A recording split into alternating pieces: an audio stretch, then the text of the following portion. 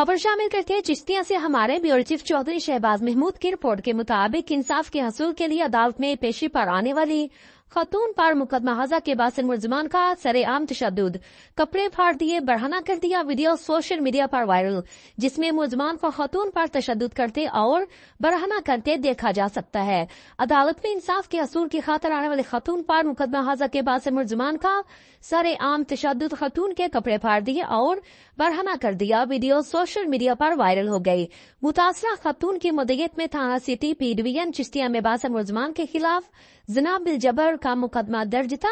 मुलजम खातून पर मुकदमा को वापस लेने के लिए दबाव डाल रहे थे। सरेआम बरहना करने और तशद्दुद का निशाना बनाने की वीडियो सोशल मीडिया पर वायरल होने पर डीपीओ बहावर नगर ने नोटिस लेते हुए मुतासरा खातून की मुद्दत में मुलजमान के खिलाफ थाना सिटी ए डिवीजन चिश्तिया में मुकदमा दर्ज कर दिया गया है, लेकिन अभी तक किसी भी मुलजिम की गिरफ्तारी अमल में नहीं लाई गई है। मुतासरा खातून ने वजीर पंजाब, आईजी पंजाब समेत दीगर आला हुकाम से मुतालबा किया है कि मुझे सरेआम बरहना करने और तशद्दुद का निशाना बनाकर कपड़े फाड़ने वाले किरदारों को जल्द अज जल्द गिरफ्तार करके इंसाफ के कटहरे में लाया जाए और मुझे इंसाफ की फराहमी को यकीनी बनाया जाए।